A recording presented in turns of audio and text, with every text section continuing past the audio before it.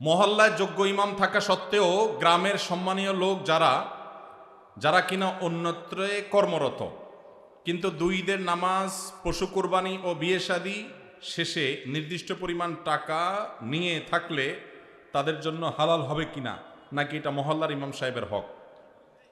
ভাইরা আমার, প্রথম কথা হলো, ইমাম সাহেবদের আপনারা বেতন কত দেন এলাকার মানুষ আমি জানি না। ইমাম সাহেবের বেতন যদি 5,000 7,000 দেন, তাহলে ইমাম সাহেবের তো সংসার চালানোর জন্য ওই গরুর পশু কোরবানি করে তারপরে যায়া বিভিন্ন রকমের ডানে বামে নানা রকমের কাজ করে তারপরে তার সংসার চালাইতে হবে। এটা তো এলাকাবাসীর জন্য লজ্জা। এই প্রশ্নই হলো এলাকাবাসীর জন্য একটা লজ্জার বিষয় যে আপনাদের ইমাম সাহেবরা গরু কোরবানি করে তাদের সংসার চালাইতে হয় কেন? মসজিদে ইমাম সাহেবরা ইমামতি করেন, তাদের বেতন আপনারা কম দেন কেন? ইমাম সাহেবরা আছেন কেউ এখানে? বলেন, ইমাম সাহেব কে আছেন? ধরা হয়ে যাক এখনই। আছেন? কই ইমাম সাহেব আছেন? ভাই বেতন কত আপনার বলেন, সত্য বলেন। হ্যাঁ, মাশাআল্লাহ, 12,000 হলে তো খারাপ না একেবারে। কোন মসজিদ আপনার? কেন্দ্রীয় মসজিদের ইমামে যদি 12,000 হয়, তাহলে বাইরে তো 5,000 হবে। আর বাকি ইমাম সাহেবরা কই? ইমাম সাহেবরা আছেন কেউ? থাকলে হাত তোলেন।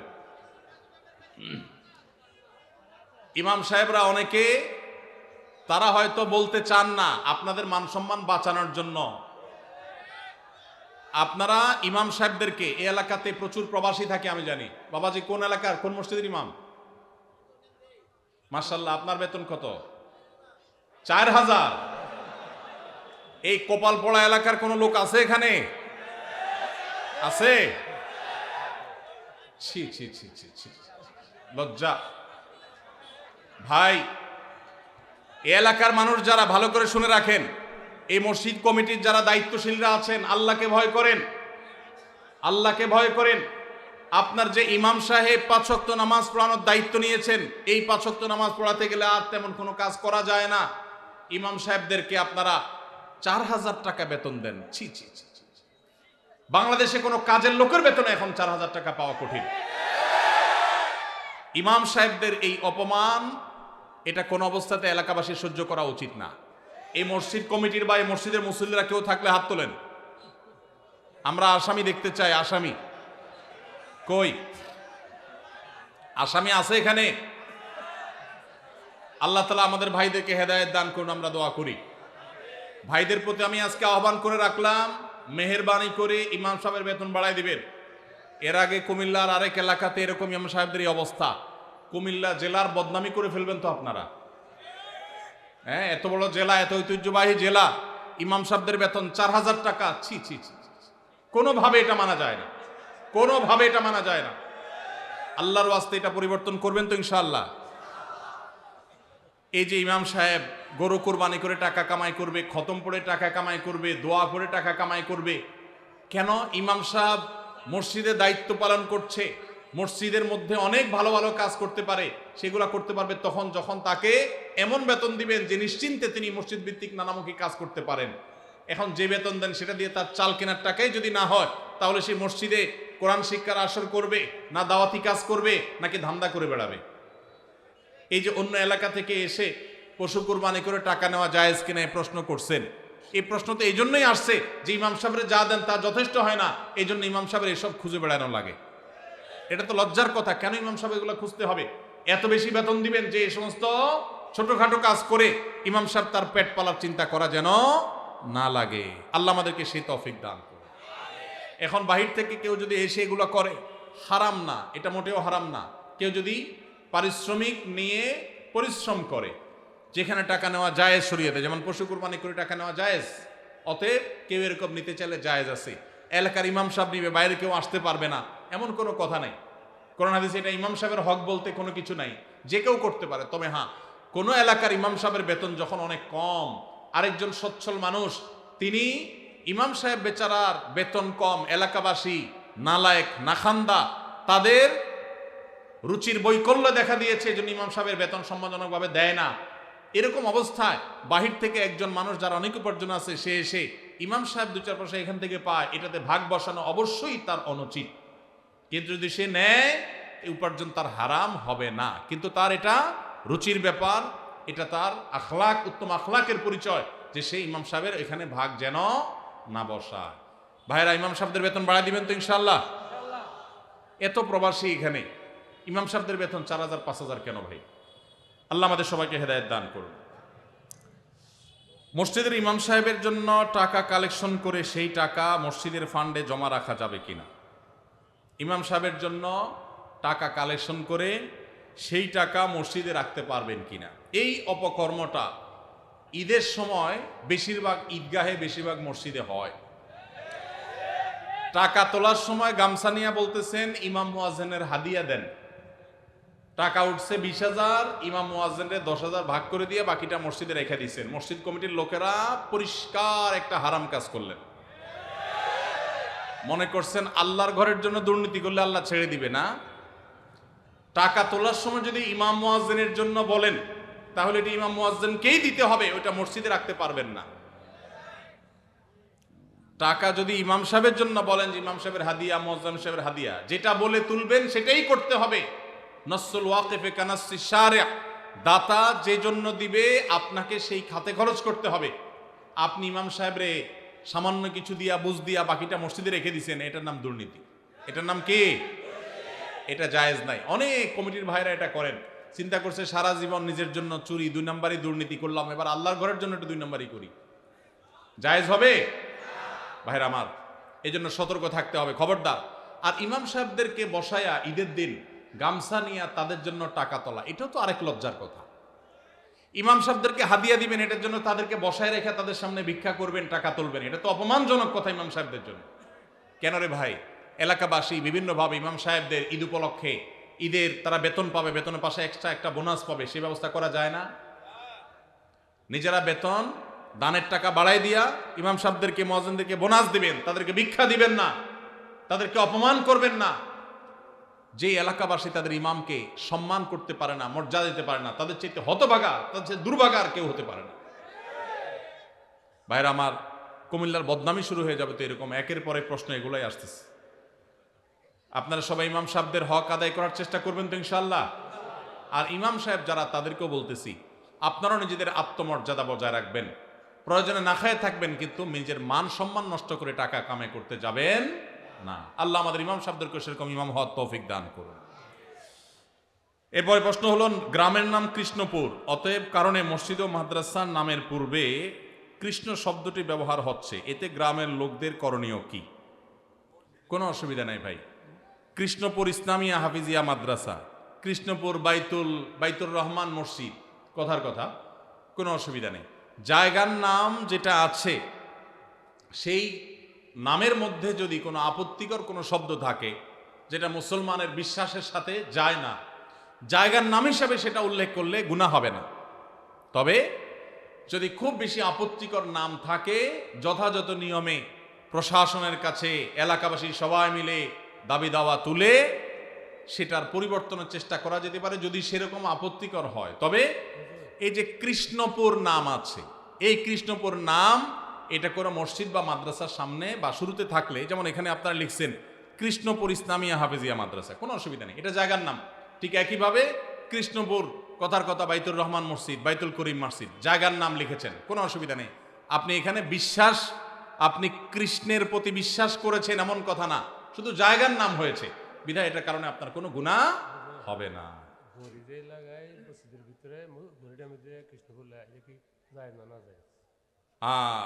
মুরব্বী বলছেন যে ঘড়ির মধ্যে ওই শব্দ লাগায় দেয়, সেই শব্দ আপনার মসজিদের মধ্যে থাকে, এটা অনুচিত কিনা? জায়গার নাম হিসাবে থাকলে তো নাজায়েজ না বলেছি, তারপরেও আল্লাহর ঘরের সম্মান, পবিত্রতা, মর্যাদা রক্ষা করতে গিয়ে তাওহীদের পরিপন্থী কথা, শব্দ, সেটা হোক জায়গার নাম, এটা ইমানি যে গায়রত, ইমানি যে আত্মসম্মান, এটার কারণে ওইটা অ্যাভয়েড করতে পারলে ভালো হয়। মসজিদে নাগা লাগানোতে কোনো জরুরি কিছু না, কাগজপত্রের বাইরে ঠিকানা হিসাবে লিখলেন, সেটা ভিন্ন কথা। অতএব এগুলো পরিহার করতে পারলে, বিশেষ করে মসজিদের ভিতরে মসজিদের পবিত্রতা এবং মর্যাদার খাতিরে পৃথক করতে বলেছেন। তিনি বলেছেন ওয়াহজুরুহুম ফিল মাদাজি'i ওয়াহজুরুহুম ফিল মাদাজি'i ইযা বালাগু আশরা আও কামা ওয়ারাদা ফিল হাদিস। কোন কোন বর্ণনায় ওয়াফাররিকুহুম আসছে। নিজের সন্তানদের বয়স যখন 10 হবে তখন তাদের বিছানা পৃথক করে দাও।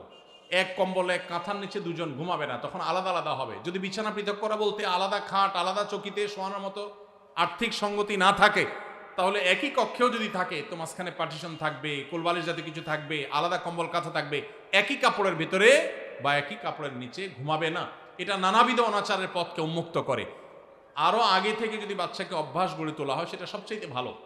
অনেকে আছেন এই বিষয়গুলোকে তেমন কোনো গুরুত্ব দেন না, অথচ এগুলোর কারণে বহু সর্বনাশা আমাদেরকে গ্রাস করে। বিধায় নবী সাল্লাল্লাহু আলাইহি ওয়াসাল্লামের এই নির্দেশটা আমাদের খুব গুরুত্বের সাথে মানতে হবে।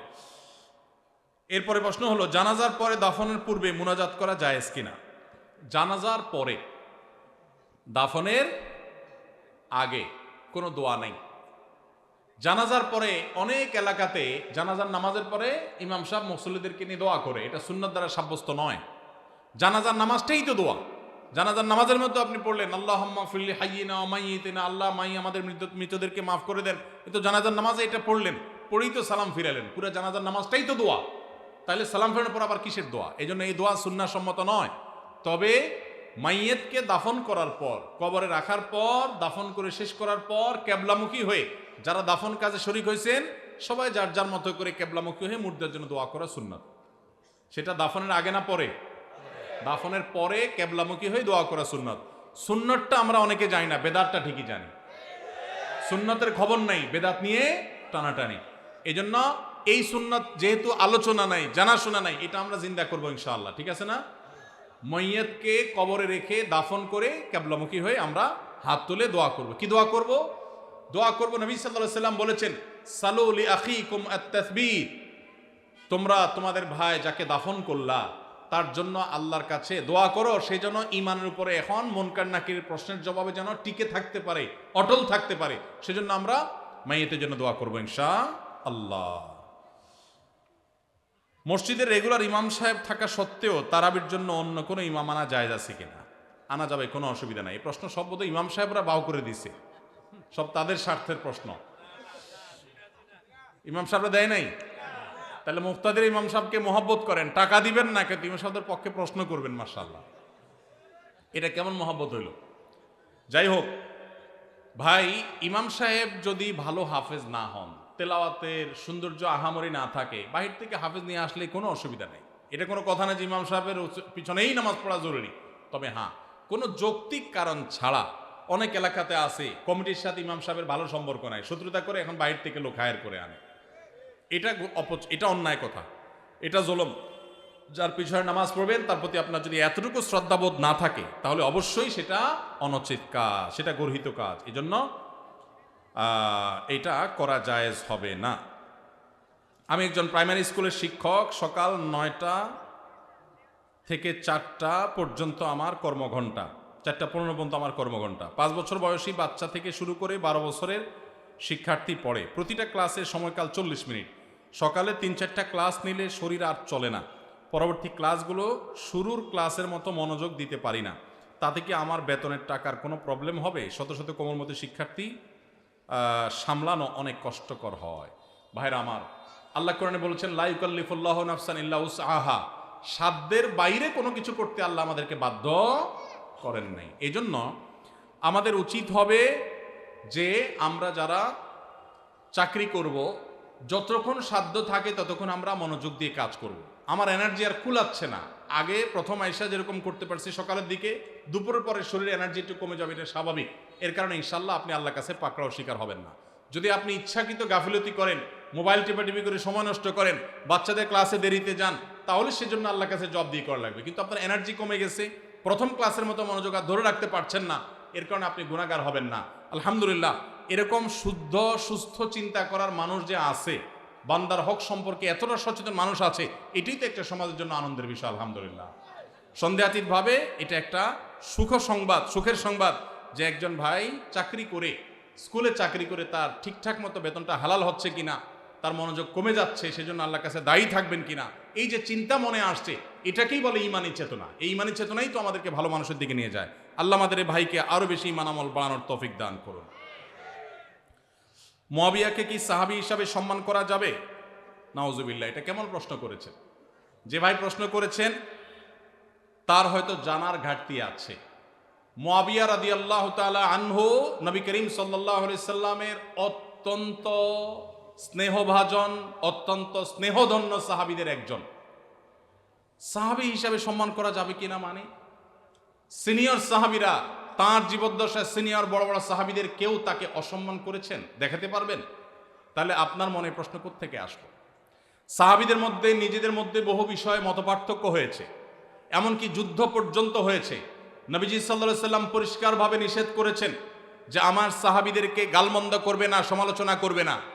নবীজি সাল্লাল্লাহু আলাইহি সাল্লামের এই হাদিস থেকে বোঝা যায় সাহাবীদের কোনো ভুল, কোনো ত্রুটি হতে পারে মানুষ হিসাবে, কিন্তু হলে সেটার কারণে সমালোচনা করা, গালমন্দ করার অধিকার আমাদের নাই।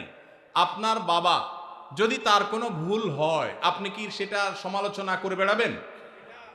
সাহাবীদের সম্পর্কে নবী সাল্লাল্লাহু আলাইহি ওয়াসাল্লাম হাদিসগুলো একটা একটা করে পড়ে দেখবেন। এটা দুর্ভাগ্যজনক যে আমাদের সমাজে এই জাতীয় বিষয়গুলোকে নানাভাবে আমাদের সামনে এস্টাবলিশ করা হয়েছে, নানাভাবে।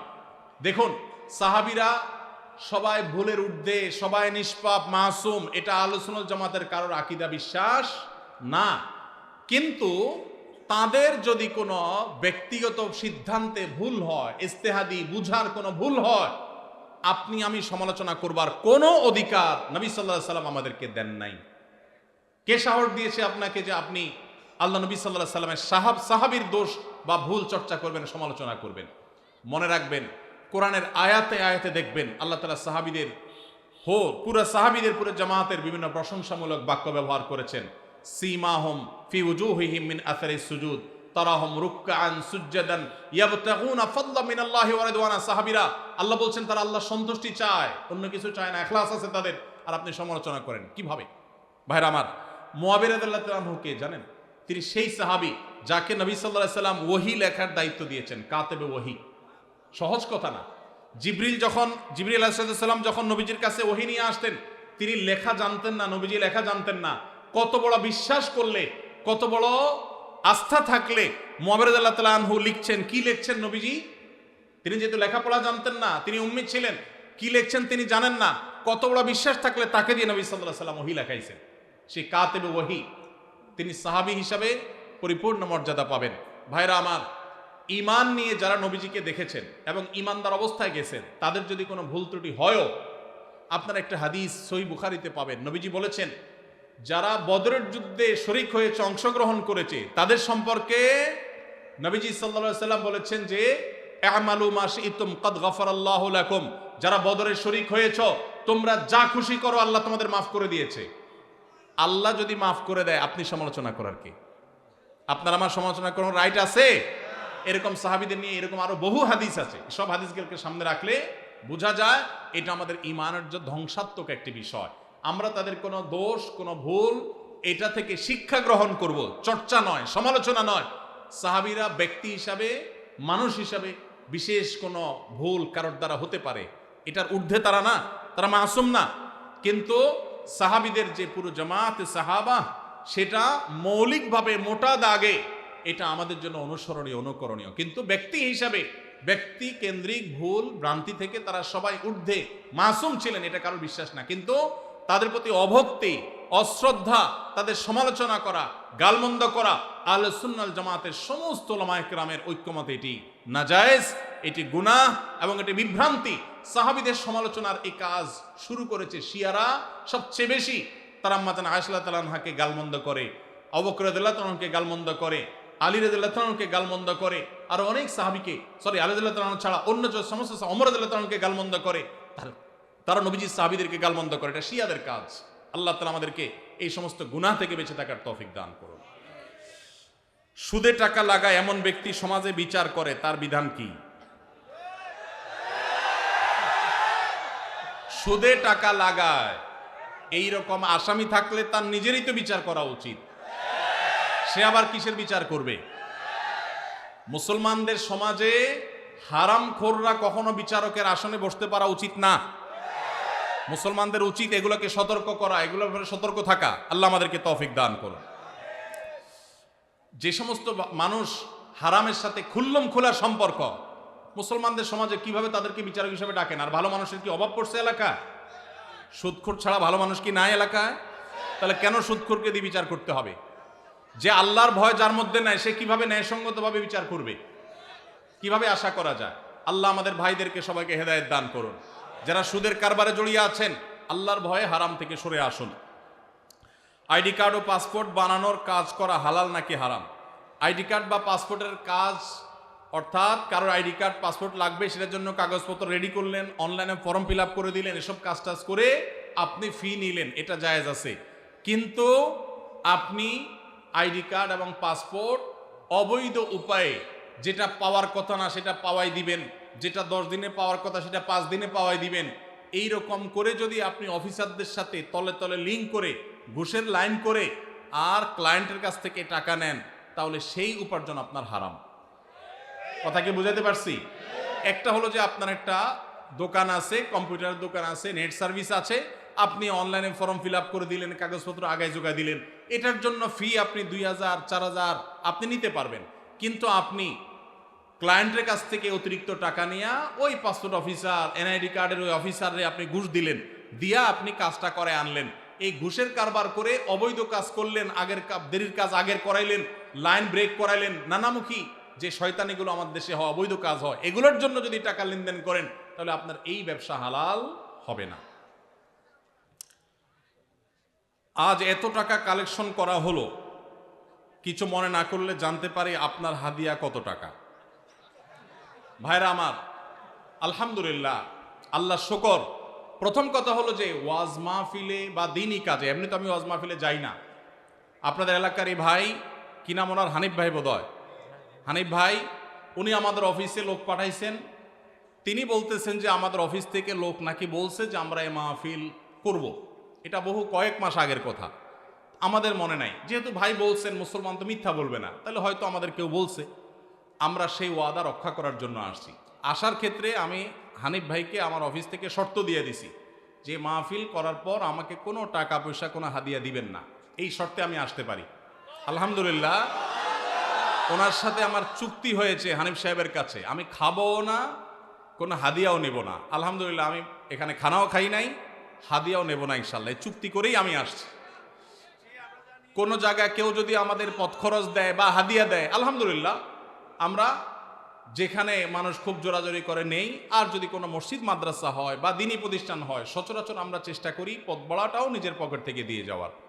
এটা যেহেতু প্রশ্ন খোঁচা মেরে করেই ফেললেন, সেই প্রসঙ্গে বলা, হানিফ ভাই এখানে উপস্থিত আছে, সাক্ষী উপস্থিত আছে, ওনার সাথে চুক্তি করা হয়েছে। যেহেতু মাদ্রাসার মাহফিল, মাদ্রাসার জন্য দুনিয়ার টাকা উঠানো লাগতেছে, একটা মসজিদ নাই, বাচ্চাদের থাকার জায়গা নাই, তাহলে এখান থেকে আমার হাদিয়া নেওয়া লাগবে কেন? আলহামদুলিল্লাহ, আমার চলার মতো ব্যবস্থা আল্লাহ তাআলা আমাকে দিয়েছে, যথেষ্ট দিয়েছে। অতএব আপনারা বরং মসজিদের জন্য সহযোগিতা করবেন, জমির জন্য সহযোগিতা করবেন, করবেন তো ইনশাআল্লাহ? মাদ্রাসার ছাত্রদের থাকার ভালো ব্যবস্থা যেন হয় সেজন্য সাহায্য করবেন, ঠিক আছে না ইনশাআল্লাহ? আর আমাকে হাদিয়া দেওয়া লাগবে না, ইমাম সাহেবদের বেতন বাড়াই দিয়েন। ইমাম সাহেবদের বেতন বাড়াই দিবেন তো ইনশাআল্লাহ? ইমাম সাহেবদের বেতন বাড়াই দেওয়ার তৌফিক আল্লাহ তাআলা আমাদেরকে দান করুন। ওলামা ইকরাম ওয়াজ মাহফিলে যারা আসেন তাদেরকে সম্মানজনক হাদিয়া দিবেন। আমি নিচ্ছি না, আমার আলহামদুলিল্লাহ না নিলেও চলে, এবং মাদ্রাসার মাহফিল দেখে নেই না, অন্য কেউ জোর করলে হয়তো নেই। কিন্তু যারা অন্যান্য ভাইরা আসেন ওয়াজ মাহফিল করেন, অনেকে আছে রাতে গাড়ি অ্যাক্সিডেন্টে মাহফিল থেকে যাওয়ার সময় পুরো গাড়ি শেষ হয়ে যায়, আছে না? অনেকে আছে গাড়ি অ্যাক্সিডেন্টে নিজে অসুস্থ হয়ে যায়, মারা যায়, রাত বিরাত জাগা লাগে, তাদেরকে সম্মান করবেন। কিন্তু এর মানে এই না যে চুক্তি করে লাখ লাখ টাকা ওয়াজ করে কামায়, এই ওয়াজ ব্যবসায়ীদেরকে আমি প্রশ্রয় দিতে বলি নাই। কিন্তু ওলামাদেরকে সম্মান করবেন। এখানে দুই দিক থেকেই সমস্যা আছে। হুজুরদের অনেকে যেরকম চুক্তি করে, এটা যেমন একটা সমস্যা, আবার ওয়াজ মাহফিলের আয়োজক অনেকে আছে অনেক ধান্দা করে, সেটাও একটা সমস্যা। আমি আজ থেকে অনেক বছর আগে, আপনার জেলার নাম বলবো না, যে কোনো এক জেলা মাহফিলে যাওয়ার পর আমি দেখি এরকম মোটা একটা খাম ধরাই দিছে আমারে। পরে যায় খুলে দেখি ওখানে টাকার সাথে বাকি সব কাগজ দিয়ে মোটা করে দিছে। এত নিকৃষ্ট মানুষও এই সমাজে আছে। তো এই জন্য সংশোধন বক্তাদেরও হইতে হবে, আয়োজকদেরও হতে হবে, শ্রোতাদেরও হওয়া লাগবে। শ্রোতারা ওয়াজে আসছেন কি জন্য? কিছু শুনে আমল করার নিয়তে। এই যে এতগুলো কথা শুনছেন, এগুলো আমল করতে হবে, ঠিক আছে না ভাই ইনশাআল্লাহ? যদি শুধুমাত্র ওয়াজ মাহফিলে আসেন তামাশা দেখার জন্য, তাহলে হবে না। আমল করার নিয়তে আসতে হবে। আয়োজকদের উদ্দেশ্য হবে আল্লাহর সন্তুষ্টি, আলোচকদের উদ্দেশ্য হবে আল্লাহর সন্তুষ্টি, এবং শ্রোতাদের উদ্দেশ্য হবে কি? আল্লাহর সন্তুষ্টি। আল্লাহ তাআলা আমাকে, আপনাকে, আমাদের সবাইকে ইখলাসের সাথে কাজ করার তৌফিক দান করুন। ভাই সময় অনেক হয়েছে, আমার মনে হয় শেষ করা দরকার। হ্যাঁ ভাই, আর প্রশ্ন দিয়েন না। প্রশ্ন ফাঁকফোকর দিয়ে দিচ্ছেন, কি প্রশ্ন দিচ্ছেন না দিচ্ছেন আমি দেখতেও পারতেছি না, আরেক মুসিবত।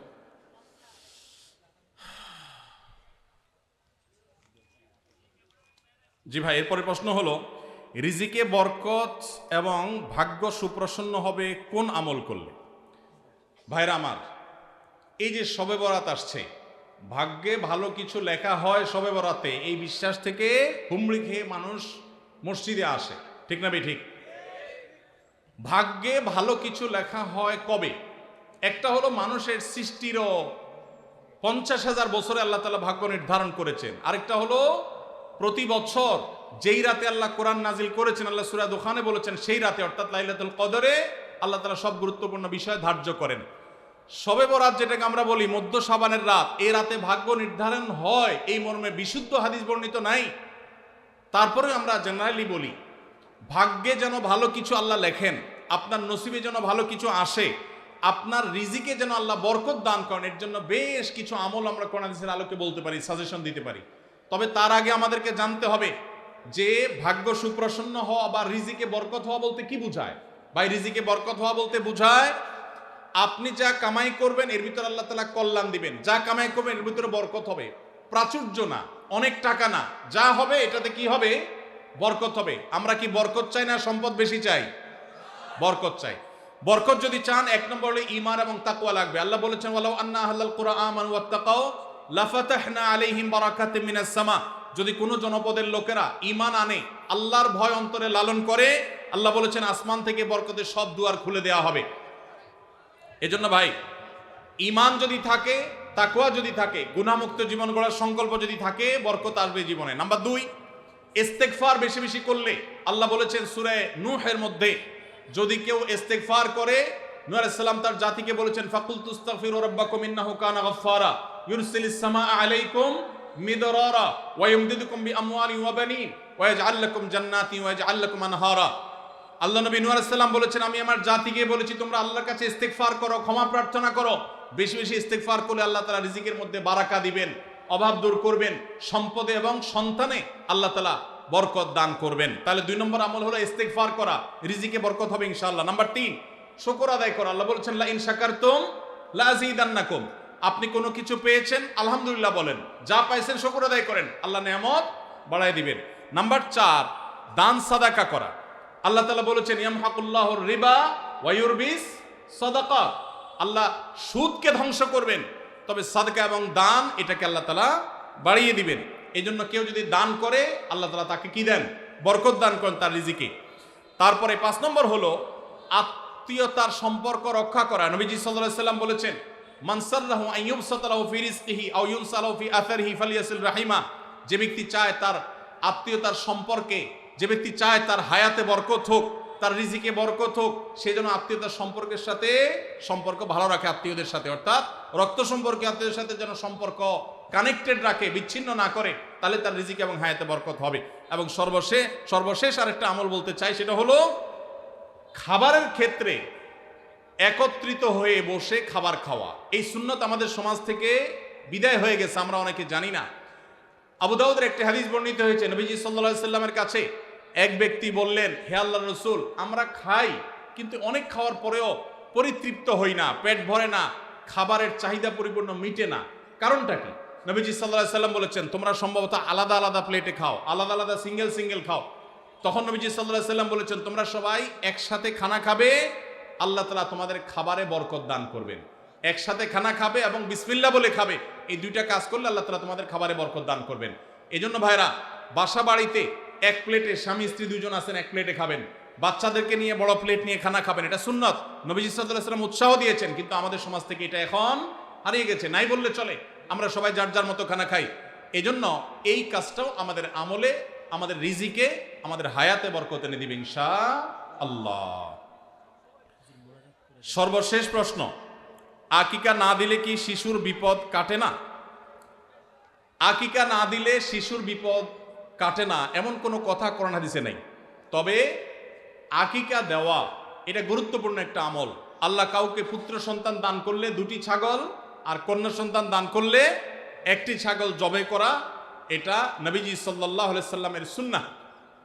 এটা জন্মের 7ম দিনে, না হলে 14তম দিনে, না হলে 21তম দিনে করবেন। সেটাও যদি কোনো কারণে না হয় পরে যে কোনো সময় করলেও আদায় হয়ে যাবে।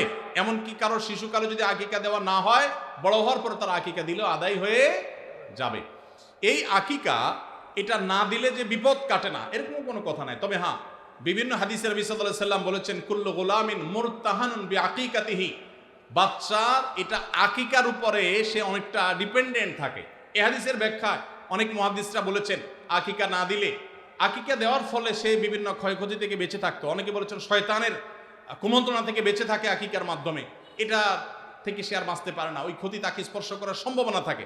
তবে কেউ আকিকা দিতে পারলো না, অন্য কোনো আমল করলো তার সন্তানের জন্য, আল্লাহ তাআলা তাকে সেভ করতে পারেন। এমন কোনো কথা নাই যে আকিকা না দিলেই তার সন্তানের বিপদ কাটবে না। তবে আকিকা দেওয়া উচিত, এর মাধ্যমে সন্তান নানাভাবে উপকৃত হয়, নানাভাবে সেভ থাকে, নিরাপদে থাকে। আল্লাহ আমাদের যাদের সামর্থ্য দিচ্ছে তাদেরকে আমল করার তৌফিক দান করুন। আমাদের দেশে কেউ মারা গেলে 40 বা জমাত খাওয়ানো হয়, এটা জায়েজ আছে কিনা? ভাইরা আমার, বাংলাদেশের সবচেয়ে শক্তিশালী বেদাত হলো এই বেদাত। এর চেয়ে বড় শক্তিশালী বেদাত এ দেশে আর নাই। এই ঠিক ঠিক বলা মানুষ বহু লোক আছে জমাত খায় বেড়ার। এই বরগুনার আমাদের অফিসে কিছু স্টাফ আছে, বরগুনার 2-3 জন আমার পরিচিত। তো এরা, আমি শুনছি যে তাদের একটা গ্রুপ খুলছে, তারা ফেসবুকে না যেন হোয়াটসঅ্যাপে গ্রুপ খুলছে, জমাত খাওয়ার গ্রুপ। কোথায় কখন কে মরে, কোথায় কার মরার খাওয়ান হয়, ওই গ্রুপে জানাই দিলে সবাই দলে দলে সেখানে চলে যায়। এটা তারা এক এক ইউনিয়নের এক একজন মিলে এটা করছে, যাতে কোনো ইউনিয়নের জমাত যাতে মিস না হয়। তো ভাই, এটা হলো সবচেয়ে শক্তিশালী বিদআত। কেন? আমি একটা কথা প্রায় বলি, আপনি গুগলে গিয়ে, সবার হাতে হাতে এখন আজকাল মোবাইল আছে, স্মার্টফোন আছে, গুগলে গিয়া শ্রাদ্ধ লিখে সার্চ দিবেন, তালিব্যস্ব রফালা আকার দয়ের পিঠে বড় ধ, শ্রাদ্ধ। শ্রাদ্ধ লিখে যদি আপনি সার্চ দেন, আপনি দেখবেন সার্চের যে রেজাল্ট আসবে আপনার চোখ খুলে দিবে। কি? হিন্দুদের মধ্যে একটা ধারণা আছে, সেটা হলো যদি কোনো মানুষ মারা যায়, যে মারা যায় তার মৃত্যুর পর এলাকাবাসী আত্মীয় স্বজন সবাইকে দাওয়াত দিয়ে না খাওয়ানো হলে ওই লোক স্বর্গে সোনা দানা পায়, খাওন পায় না, সে না খায় কষ্ট করে।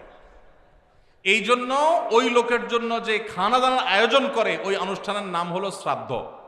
ওইটার নাম কি ভাই? শ্রাদ্ধ। গুগল করে দেখেন, পেয়ে যাবেন হাতের কাছে। আমাদের সাবকন্টিনেন্টে যেহেতু হিন্দু ভাইদের সাথে আমাদের সামাজিক সহাবস্থান আছে, তারা তাদের ধর্ম পালন করেন। আমি তাওহীদবাদী, আমি ইমানদার, সেই জায়গা থেকে আমি শিরকে, আল্লাহর নিকট সবচেয়ে অপরাধ মনে করে বাঁচার চেষ্টা করি। কিন্তু তারটা তিনি করেন, তারটা তিনি করে, এটা তার ব্যাপার। কিন্তু তাদের সাথে মিশার ফলে তাদের অনেক সংস্কৃতি আমাদের মুসলমানদের মধ্যে চলে আসছে, আমরা টেরও পাই নাই।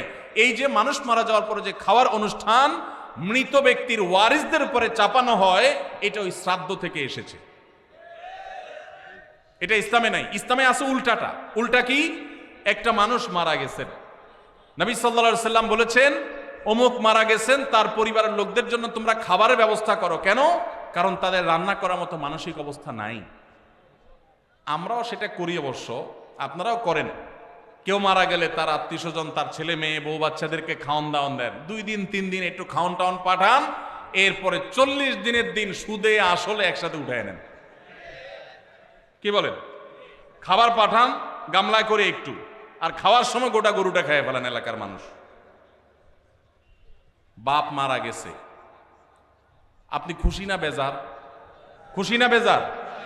আপনার মা মারা গেছে, আপনি খুশি না বেজার? যদি বেজার হন, খাওয়ানোর যত অপশন আছে, খাওয়ানোর যত উপলক্ষ আছে মানুষ খাওয়ানোর, এটা খুশি হইয়া না বেজার হইয়া? যেমন মানুষ বিয়ে করছে, খুশির চোটে অলিমা খাওয়ায়, এটা সুন্নাত। কারোর বাচ্চা হয়েছে, খুশি, এজন্য সে আকিকা খাওয়ায়।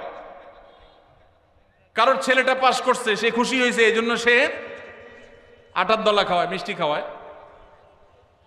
কিন্তু আপনার বাবা মারা গেছে, আপনার তো মনের কষ্ট। আপনি যেভাবে জিয়াফত দিচ্ছেন, আপনি যেভাবে মেজবানি খাওয়াচ্ছেন, এটা দেখে তো মনে হচ্ছে আপনি অনেক খুশি যে বাপটা চলে গেছে, এখন জমি জমার ভাগযোগগুলো আমরা পাবো। এই উসিলা সবাই খাওয়াই। আল্লাহ আমাদেরকে হেদায়েত দান করুন। শক্তভাবে এই বেদাত আমাদের সমাজ থেকে দূর করতে হবে ইনশাআল্লাহ। আমাদের সচেতন হতে হবে। আপনার বাবা মা মারা গেছেন, ওনাদের জন্য আপনি কি করবেন? দোয়া করবেন, ইস্তেগফার করবেন, চোখের পানি ফেলবেন, দান সাদাকা করবেন। মাদ্রাসায় এতিম গরিব ছাত্ররা আছে, একবেলা খাবার টাকা দিয়ে দেন। মসজিদে কিছু ইট কিনে দেন, মসজিদের জায়গা কিনবে সেখানে টাকা দিয়ে দেন। একজন গরিব মানুষকে কিছু টাকা দিয়ে দেন। মুর্দার তরফ থেকে সাদাকা করলে তার সব মুর্দা পায়, সেটা আপনি করেন। কিন্তু এই যে অন্য ধর্মের মানুষদের মতো করে খাবারের অনুষ্ঠান যেটা করছেন, এটা সুন্নাহর খেলাফ। সুন্নাহ হলো মৃত ব্যক্তির পরিবারকে খাওয়ানো, তাদের কাছ থেকে খাওয়াটা সুন্নাত নয়। আল্লাহ আমাদেরকে বুঝার তৌফিক দান করুন। মুশকিল হলো এটা যদি আপনি না করেন, আজকের ওয়াজ শোনার পর এলাকাবাসী বলবে অমুক লোকটা মারা গেছে, কি ছেলে মেয়ে রেখে গেছে, কারোর একটা হাত ধোয়াইলো না। বলবে কি না বলেন? কেন আপনার হাত আরেকজন ধোয়াইতে হবে? আপনার হাত কি লুলা হয়ে গেছে? হ্যাঁ, আরেকজন হাত ধোয়াইতে হবে, নিজের হাত নিজে ধুতে পারেন না? হাত ধোয়ানো মানে খাওয়ান আর কি, তাই না? এলাকাবাসী বহু কিছু বলবে, কিন্তু আপনি অটল থাকবেন যে আমি ইনশাআল্লাহ এগুলা করব, আমার বাবার জন্য মায়ের জন্য যেটা করলে সওয়াব হবে সেটা আমি করব। নবীজি সাল্লাল্লাহু আলাইহি সাল্লামের কাছে এক সাহাবী এসে বলছেন, ইয়া রাসূলুল্লাহ, আমার মা মারা গেছেন, আফা আহুজ্জু আনহা, আমি কি তার পক্ষ থেকে হজ করতে পারি? নবীজি বলেছেন, নাম, অবশ্যই করতে পারো। এগুলো হলো সুন্নাত। আমরা সুন্নাত বাদ দিয়ে এখন বেদাতকে আলিঙ্গন করে ফেলেছি। আল্লাহ আমাদেরকে হেদায়েত দান করুন। খাতনার অনুষ্ঠানে গোশতের পরিবর্তে বারবার ঝোল দেওয়ার কারণে সংঘর্ষে 4 জন আহত হয়েছেন। এই ন্যারো মানসিকতা আমাদের দেশে দিন দিন বেড়ে চলেছে। এর কারণ কি বলে আপনি মনে করেন? ভাইরা আমার, পত্রপত্রিকায় নিউজ হয়েছে এই বিষয়ে, আমার যতটুকু মনে পড়ে আমিও দেখেছি, আপনারাও হয়তো অনেকে দেখেছেন। এটা অবশ্য নতুন না। বিয়ের বাড়িতে চিংড়ির সাইজ যা দেওয়ার কথা ছিল বা এক্সপেক্ট ছিল তার চেয়ে একটু ছোট, এই কারণে মারামারিতে একজন নিহত। এ ধরনের ঘটনা প্রায় আপনারা শুনেন না পত্রপত্রিকায়। স্ত্রীকে জামাটা ইস্তারি করে দিতে বলছে, বেচারি ভুলে গেছে, এই জন্য তালাকি দিয়ে দিস। শুনেন কি শুনেন না? এই যে অসহনশীলতা, এই যে অসহিষ্ণুতা, এটা আমাদের সমাজে বাড়ছে। বিশেষ করে প্রশ্ন যেটাতে আসছে যে খাতনার অনুষ্ঠানকে কেন্দ্র করে এটা হয়েছে। কেন এটা হয় ভাই? এর 2টা কারণ আমার কাছে মনে হয়। নাম্বার 1, এই যে খাতনার অনুষ্ঠানে মারামারি হয়ে 4 জন আহত, বিয়ের অনুষ্ঠানে মারামারি হয়ে বিয়ে ভেঙে যায়, মানুষও খুন হয়, এরকম ন্যাক্কারজনক ঘটনা পৃথিবীর আর কোন দেশে হয় আমি জানি না, তবে আমাদের দেশে হয়। দুর্ভাগ্য আমাদের। এর একটা কারণ হলো এই খাতনার অনুষ্ঠান তো খাতনার অনুষ্ঠান না, এটা চাঁদাবাজির অনুষ্ঠান। বিয়ের অনুষ্ঠান তো বিয়ের অনুষ্ঠান না, ওইটা আরেক চাঁদাবাজির অনুষ্ঠান। এখন যেই লোকটা 2000 টাকা দামের গিফট নিয়ে আসছে, সে জমা দেওয়ার সময় চিন্তা করছে 2000 টাকা উসুল করতে হবে। এখন খাইতে বসছে, একবার গোশত দিয়া, এরপর বারবার শুধু ঝোল দিয়া বিদায় দেন, তার তো চান্দি গরম হবেই। সে তো আপনার এখানে ইনভেস্ট করছে, এটা তো ব্যবসা। আপনার যেরকম ধান্দা, তারও কি ধান্দা। পৃথিবীর কোন দেশে এই নোংরা নিয়ম আছে আমি জানি না, তবে আমাদের দেশে আছে। আমরা জানি রেস্টুরেন্টে এটা হয়, রেস্টুরেন্ট, ভাড়ার বিনিময়ে আরাম, রেস্টুরেন্ট। রেস্টুরেন্টে, হোটেলে ভাই নিয়ম, আমাদের দেশে বেশিরভাগ হোটেলের নিয়ম হলো আগে খায়, নর্মাল হোটেলগুলোতে আগে মানুষ খায়, যাওয়ার সময় ক্যাশে টাকা দিয়ে যায়। আর বিয়ের বাড়ি, খাতনা, এগুলোকে আমরা এমন একটা ন্যাক্কারজনক ব্যবসায় বানাইছি যে এখানে আগে দিয়ে তারপর ঢোকা লাগে। কপালে কি গোশত আছে না ঝোল আছে, চিংড়ি সাইজ কি আপনি জানেন না, মাকার 2000 টাকার গিফট আগে ধুইয়া গেটে ঢুকার সময় নাম লেখায় তারপর ঢুকতে হবে। আমি এটাকে নাম দিছি চাঁদাবাজি। ডাকাত রাস্তায় ডাকাতি করার সময় একটা ছুরি হাতে রাখে, একটা পিস্তল রাখে। বিয়ে এবং খাতনার অনুষ্ঠানেও চাঁদাবাজি হয়, এখানেও ডাকাতি হয়। পার্থক্য এটুকু যে এখানকার ডাকাতরা চেয়ার টেবিল নিয়ে বসে। বুঝেন নাই কথা? সাধারণ ডাকাতরা অস্ত্র নিয়ে ধরে, আর এখানে চেয়ার টেবিল খাতা কলম নিয়ে, হ্যাঁ ঢুকতেছেন, বলেন কি নাম, কি আনছেন দেন। এই জন্য এই সমস্ত দাওয়াত পাইলে মানুষের মন খারাপ হয়। অনেক মধ্যবিত্ত নিম্ন মধ্যবিত্ত মানুষ আছে, নিজে চলতে কষ্ট হয়, কিন্তু বিয়ের একটা কার্ড ধরাই দিছে, খাতনা একটা কার্ড ধরাই দিছে, না গেলে বলবে বকিল, আর গেলে টাকা দিতে হবে, খাবে না 500 টাকা, দিতে হবে 2000 টাকা। এটা কি জায়েজ না জায়েজ কাজ? যুবক ভাইয়েরা যারা বিবাহ করেন নাই, বাবাজিরা যারা ছেলে মেয়েকে বিবাহ করাবেন, আল্লাহর ওয়াস্তে দীপ্ত কণ্ঠে শপথ করেন এবং মনে মনে সংকল্প করেন, আমরা ইনশাল্লাহ এই অনাচার এই সমাজ থেকে দূর করব। আপনি খাতনা করাবেন, খাতনা অনুষ্ঠান করবেন, কয়েকজন মানুষকে মেহমানদারি করবেন, ভালো জিনিস খাওয়ান, অসুবিধা নাই তো, কোনো আলেম নিষেধ করেন নাই তো এটা। কিন্তু আপনি সেটাকে ব্যবসা বানায় নিছেন। আপনার যদি খাবারের ব্যবসা করার এত প্ল্যানই থাকে, এই দাওয়াতের নামে নাটক না করে আপনি রেস্টুরেন্ট খুলে বসেন, খানা বেচবেন, 500 টাকার খানা খাওয়াবেন, হাদিয়া নেবেন 2000। অনেক জায়গায় আগে থেকে যোগ বিয়োগ করা হয়, মেহমান দাওয়াত দিব 500, খরচ হবে এত, এক একজন এবারে যে 1000 করে আনলো, লাভ থাকবে এত। এটা কি ব্যবসা না? ব্যবসা না? এই ব্যবসার অনুষ্ঠান করতে আমাদের লজ্জা হওয়া উচিত। যুবক ভাইরা বিয়ের কার্ডে লিখে দিবেন, অনেক জায়গায় অনেক যুবকরা এটা শুরু করেছেন, আমি দেখেছি মাশাআল্লাহ, বিয়ের কার্ডে লিখে দিবেন বিবাহ একটি সামাজিক অনুষ্ঠান এবং একটি ইবাদত, একটি আমল, অতএব আমার এই বিবাহে আপনি এসে আমাদের ধন্য করবেন, অনুগ্রহ করে কোনো উপহার উপঢৌকন আনবেন না, আনলে সেটা গ্রহণ করার ব্যবস্থা থাকবে না। কলিজা আছে? কার কার কলিজা আছে হাত তুলেন দেখি। আল্লাহ আমাদের তৌফিক দান করুন। ভাইরা আমার, যৌতুক এই সমাজের বুকে চেপে থাকা একটা জগদ্দল পাথর ছিল। এই মাহফিলের মঞ্চ থেকে, মসজিদের মিম্বর থেকে ওলামা একরাম যৌতুককে এই দেশে জাদুঘরে পাঠিয়ে দিয়েছেন। অনেকে আছেন আলেমদের এই সমাজে অবদান খুঁজে পায় না, তাদেরকে বলছি যে ওলামা একরাম মাদক, যৌতুক, এই সমস্ত সামাজিক অভিশাপগুলো একটা একটা করে দূর করে দিয়েছেন। অতএব আমাদেরকে এই বিবাহ খাতনার নামে যে চাঁদাবাজি হয় সেগুলো বন্ধ করতে হবে ইনশাআল্লাহ। সবাই চেষ্টা করবো তো ইনশাআল্লাহ। আরেকজন যদি মনের কষ্ট নিয়ে একটা হাদিয়া দিয়ে যায়, একটা হাদিয়া দিয়ে গেল, একটা ডিনার সেট এনে দাওয়াত খাইলো, কিন্তু তার মনের কষ্ট আছে, গরিব মানুষ বা মধ্যবিত্ত মানুষ অনেক কষ্ট করে, নিম্ন মধ্যবিত্তের মানুষ এটা কিনছে, কিন্তু আত্মীয় স্বজন দাওয়াত না দিলে মানে গেলে না গেলে মানুষ থাকে না, সে নিয়ে আসছে, মনে খুশি নেই। নবী সাল্লাল্লাহু আলাইহি সাল্লাম বলেছেন, লা ইয়াহিল্লু মালু ইমরিইন মুসলিমিন ইল্লা বিতিবি নাফসি, কোন মুসলমানের সম্পদ তার মনের সন্তুষ্টি ছাড়া দিলে সেটা গ্রহণ করা হালাল হবে। তাহলে আপনি হারাম খাচ্ছেন। আল্লাহকে আমরা ভয় করব, চেষ্টা করবো তো ইনশাআল্লাহ। এই যে খাতনা অনুষ্ঠানে মারামারি, বিয়ের অনুষ্ঠানে মারামারি, এর একটা কারণ হলো এইটা, যে এটাকে চাঁদাবাজি বানায় নিছেন। এই জন্য জৈসা করনা ওয়াইসা ভরনা, যেমন করবেন অমন পাবেন। নাম্বার 2, দ্বিতীয় কারণ হলো আমাদের মন মানসিকতাগুলো দিন দিন এত বেশি ভোগবাদী হয়ে উঠছে, আমাদের শিক্ষিতের হার বেড়েছে, মনুষ্যত্বের হার বাড়ে নাই। আমাদের দেশে শিক্ষিত মানুষের হার বেড়েছে, ভালো মানুষের হার বাড়ে নাই, কমেছে।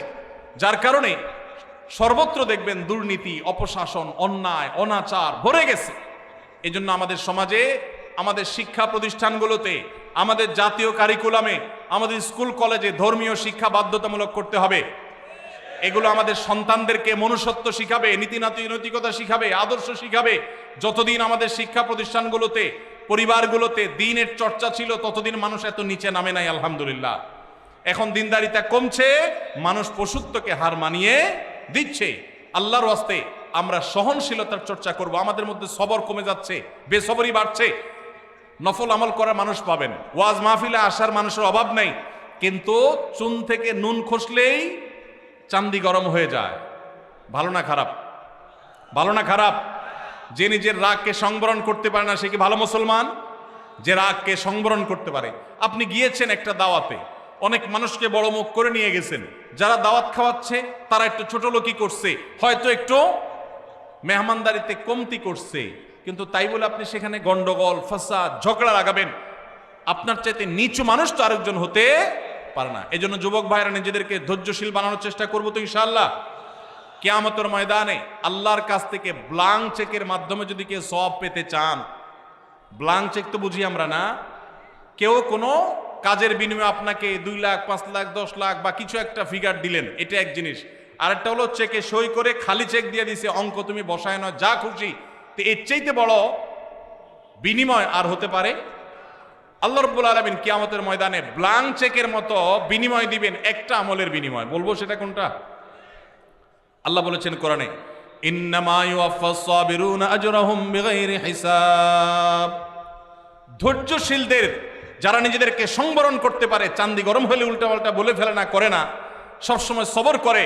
সবরের যে তিনটা প্রকার আছে, ইবাদত করতে গিয়ে সবর, পাপ কাজ ছাড়তে গিয়ে সবর। সবাই ভ্যালেন্টাইন ডে উপলক্ষে সাথীরা, বন্ধুরা অপকর্মে লিপ্ত হয়, সে তার জীবনকে বাঁচাবার জন্য, চরিত্রকে বাঁচাবার জন্য সংগ্রাম করে বেড়ায়। এটা একটা সবর। মাথা রক্ত উঠার মতো কাজ হয়েছে, কিন্তু সে নিজেকে ধরে রাখতে পারে, হজম করে, সবর করে, এটা সবচেয়ে বড় সবর। তো এই যে সবর যারা করে, আল্লাহ বলেছেন ইন্নামা ইউওয়াফাস সাবিরুনা, ধৈর্যশীলদেরকে বিনিময় দেয়া হবে আজরাহুম বিগাইরি হিসাব, কোনো হিসাব ছাড়া, ব্ল্যাঙ্ক চেক। আল্লাহ আমাদেরকে ধৈর্যশীল হওয়ার তৌফিক দান করুন। নামাজি মুসলমান পাবেন, দাড়ি লম্বা আলা মুসলমানও পাবেন, জুব্বা টুপি আলা মুসলমানও পাবেন, আলেম মুসলমানও পাবেন, কিন্তু ধৈর্যশীল মুসলমানের সংখ্যা অনেক কম, অনেক কম। আল্লাহ আমাদের ধৈর্যশীল হওয়ার তৌফিক দান করুন। সালাম দিলে কত নেকি এবং সালামের উত্তর দিলে কত নেকি হয়, এ বিষয়ে আপনারা মতামত জানতে চাচ্ছি। আমাদের গ্রামে সালাম নিয়ে নতুন করে ফিতনা হচ্ছে। এটা আবার কি? সালাম নিয়ে আবার কি ফিতনা হয়? হ্যাঁ ভাই, সালাম যে আগে দিবে আল্লাহ তাআলা তাকে কত নেকি দিবেন, আর যিনি সালাম পরে দিবেন, সালামের জবাব দিবেন যিনি, 10। এটা তো হাদিসে সুসাব্যস্ত, এটা নিয়ে তো ইখতিলাফ করার কিছু নেই। যিনি সালাম আগ বেড়ে দিবেন তার ফজিলত বেশি, যিনি নিবেন তার ফজিলত কম। কেউ কোনো অন্যায় করলে তাকে যে কেউ শাস্তি দিতে পারবে কিনা? ভাইরা আমার, কোথাও কোনো অপরাধ হচ্ছে, কেউ কোনো অন্যায় কাজে লিপ্ত, তার সে অন্যায়ের শাস্তি আপনি নিজে হাতে দিবেন কিনা, অর্থাৎ আইন হাতে তুলে নেবেন কিনা? এই প্রশ্ন উত্তরে বলতে চাই, এখানে দুইটা জিনিস আছে। একটা হলো অন্যায় দেখলে বাধা দেওয়া, যেটাকে নাহি আনিল মুনকার বলেছে কোরআন। এই নাহি আনিল মুনকারটা আমাদের উপরে কর্তব্য। নবী সাল্লাল্লাহু আলাইহি ওয়াসাল্লাম বলেছেন, মান রাআ মিনকুম মুনকারান ফালইয়ুগাইয়িরহু বিয়াদি ফাইল্লাম ইয়াস্তাতি' ফাবিলিসানি ফাইল্লাম ইয়াস্তাতি' ফাবিকলবি ওয়া যালিকা আদআফুল ঈমান। কোথাও কোথাও কোনো অনাচার দেখেছেন, কোনো অন্যায় দেখেছেন, আপনার দায়িত্ব হলো হাত দিয়ে সেটাকে থামিয়ে দেওয়া। এর মানে কিন্তু আইন হাতে তুলে নেওয়া না। এর মানে অন্যায়কারীকে শাস্তি দিয়ে শাস্তি কার্যকর করা নয়, তার বিচার করা নয়। এর মানে হলো আপনি আপনার শ্রম, মেধা, কায়িক পরিশ্রম দিয়ে সে অন্যায়টা যেন না হয় তার জন্য আপনি উদ্যোগ গ্রহণ করলেন। সে উদ্যোগটা আপনাকে আইন হাতে তুলে নিতে বলে না, কিন্তু উদ্যোগ নিতে হবে। আর যদি সেটা না পারেন, অন্তত মুখ দিয়া বলবেন, ভাই অন্যায়টা করবেন না। আপনি যদি কোথাও অন্যায় হচ্ছে দেখেন, আপনি সেখানে প্রতিবাদ করবেন। তবে সেক্ষেত্রে নাহি আনিল মুনকার করার ক্ষেত্রেও, অসৎ কাজ, অন্যায় কাজে বাধা দান করার ক্ষেত্রেও আপনাকে হিকমা অবলম্বন করতে হবে। আপনাকে সর্বোচ্চ উপায় অবলম্বন করতে হবে, যথাযথ উপায়।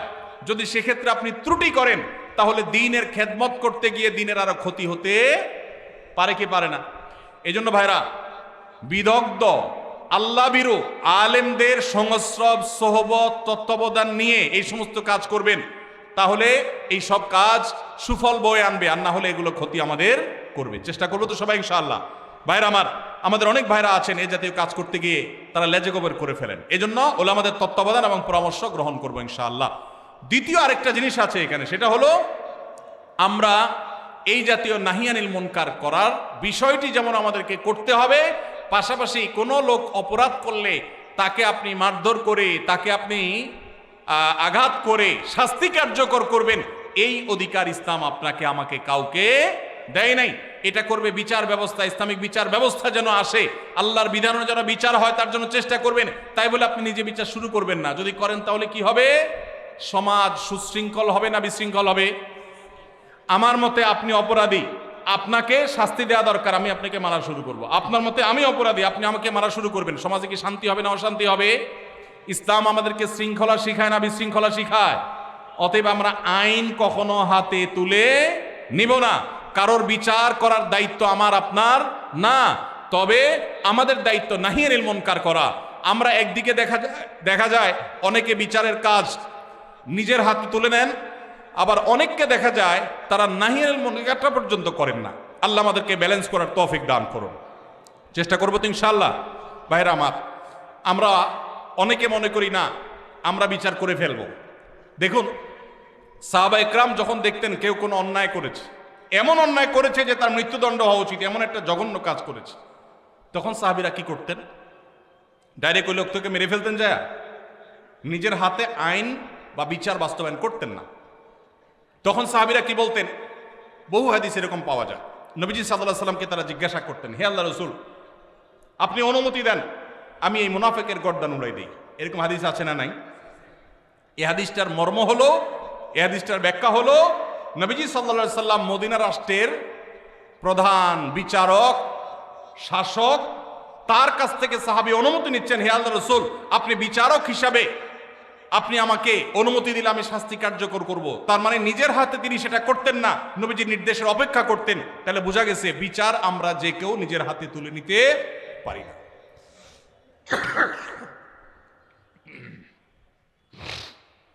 কাজী অফিসে গিয়ে উভয় পক্ষের সম্মতিতে 3 তালাক বলে বিবাহ বিচ্ছেদ করলাম, এখন কি সে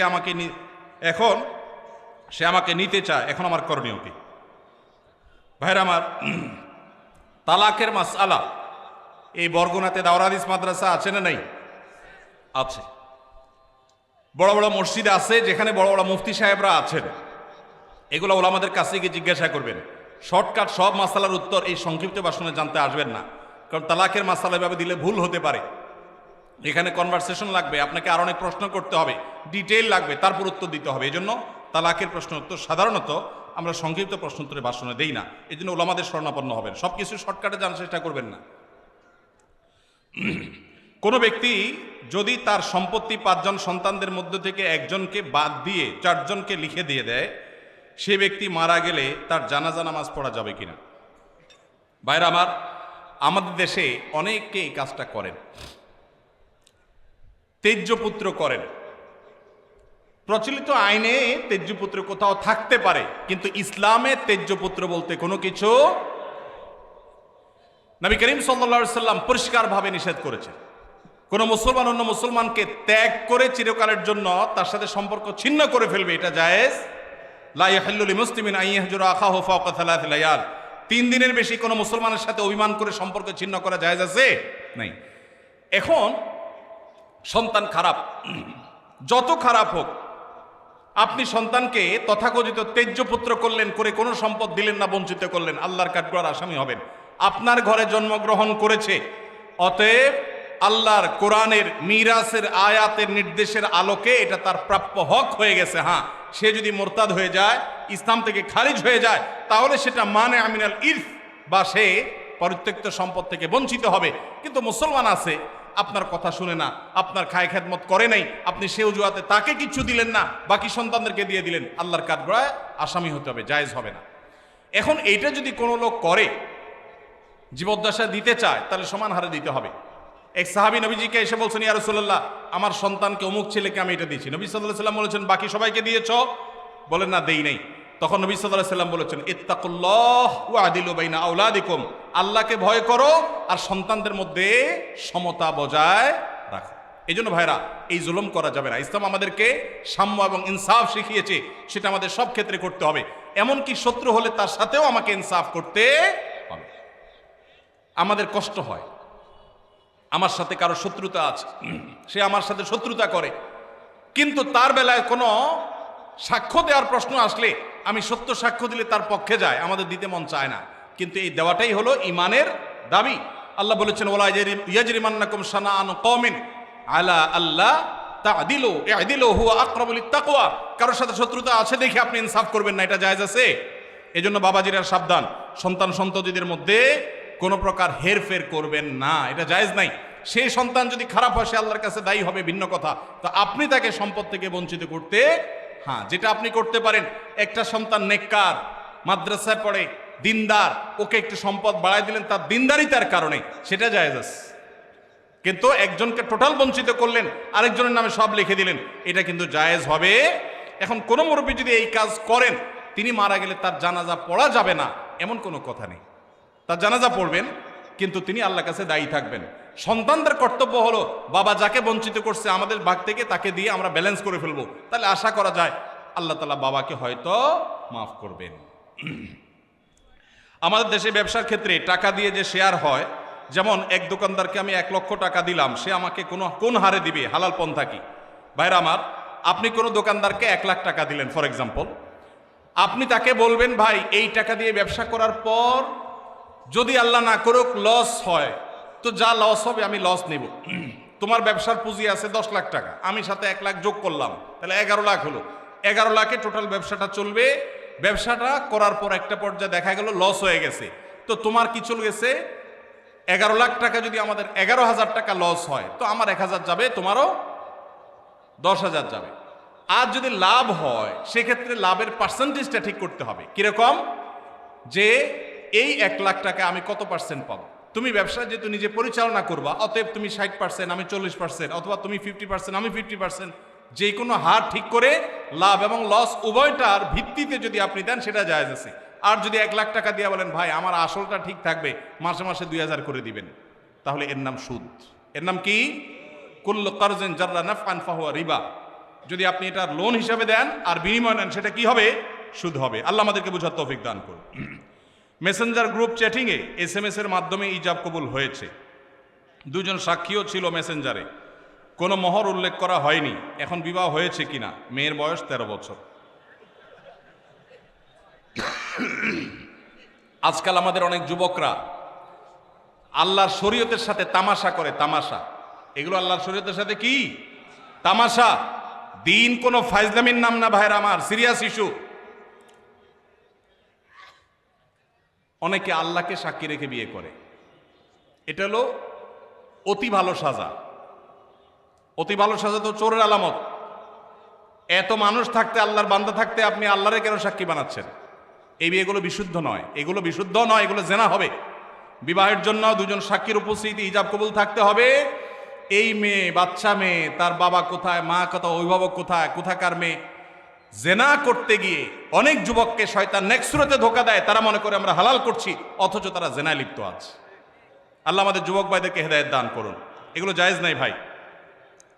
কোনো একদল লোক অস্থায়ীভাবে কোনো এক অফিসে অবস্থান নিয়েছে, নিরাপত্তাজনিত কারণে তারা জুমার নামাজের জন্য পার্শ্ববর্তী মসজিদে না গিয়ে স্বস্থানে জুমার নামাজ আদায় করে। এখন জানার বিষয় হলো তাদের জুমার নামাজ সহি হয় কিনা।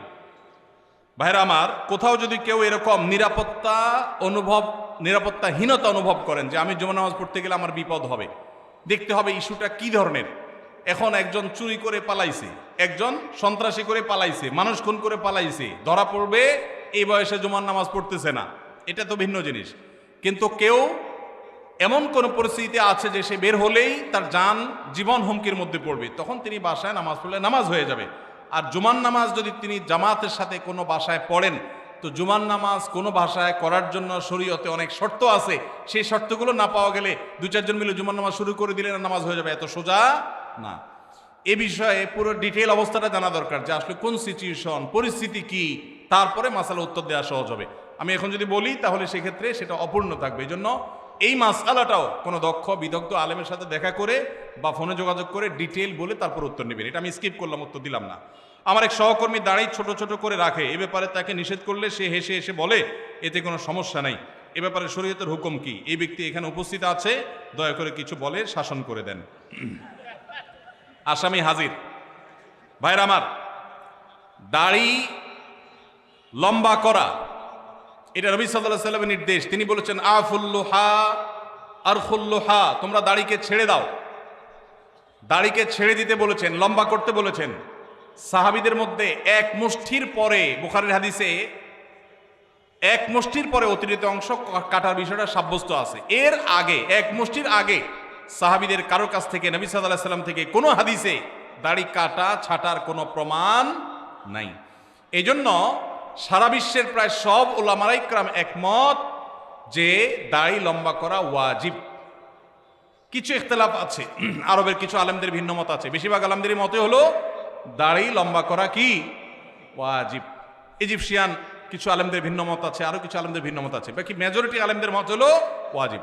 আমরা বলি দাড়ি রাখা সুন্নত, সেটা সুন্নত এই অর্থে নবীজিও দাড়ি রেখেছেন, সেই হিসাবে সুন্নত। কিন্তু তিনি নির্দেশ করলে সেটা কি হয়ে যায়? সেটা আমভাবে ওয়াজিব হয়ে যায়, সেই হিসাবে দাড়ি রাখা ওয়াজিব। অতএব ভাই, যদি কেউ মনে করে দাড়ি না রাখলে সমস্যা নাই, তার কাছে সমস্যার ডেফিনেশনটা কি, সংজ্ঞাটা কি? কেউ তো বলতে পারে নামাজ না পড়লেও সমস্যা নেই, কিন্তু একজন মুসলমান মনে করবে আল্লাহর নবীর ওয়াজিব তরক করলে সমস্যা আছে না নাই?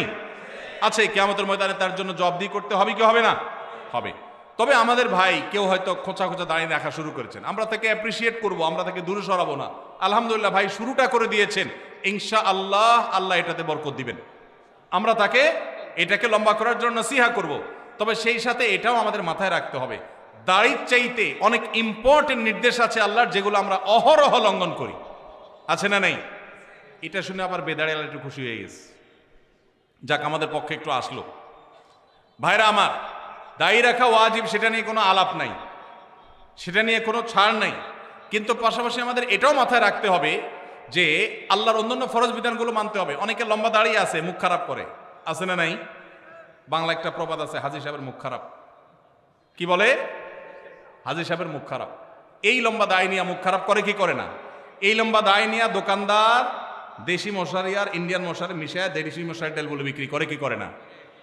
তাহলে দাড়ি আছে, তিনি ওয়াজিব আমল করেছেন, সবও পাবেন, কিন্তু যেই কাজটা করছেন ওইটা দাড়ি রেখে যে সব পাচ্ছেন তার চেয়ে অনেক বেশি ক্ষতি তিনি করছেন ওই কাজটা করে। ঠিক না ভাই? ঠিক।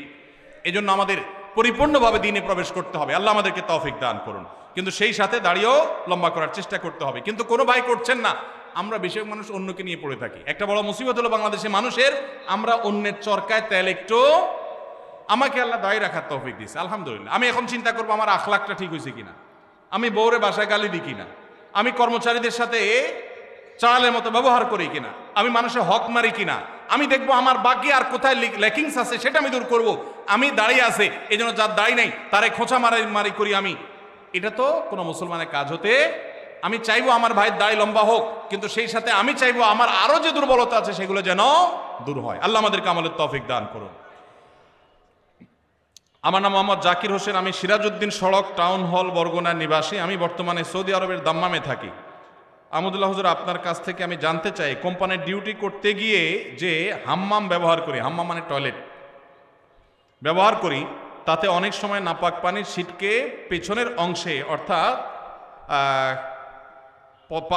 পাছায় লেগে যায়।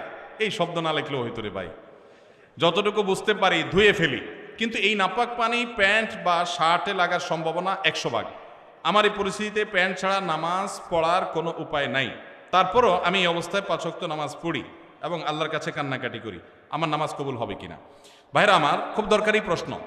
আজকাল আমরা হাই কমোড ব্যবহার করছি অনেকেই, তাই না? হাই কমোডে বিশেষ করে এই সমস্যাটা হয় যে আপনি মলমূত্র ত্যাগ করেছেন, নিচ থেকে ছিটে এসে উপরে পড়েছে। বড় ছিটা যদি পড়ে তাহলে ওইটা আপনাকে পানি দিয়ে ধুইতে হবে। কিভাবে ধোবেন? ওই যে স্প্রে করছেন, সেই স্প্রে পেছনের অংশে, কোমরের অংশে আপনি স্প্রে করে ভালো করে ধোবেন, ব্যাস যথেষ্ট।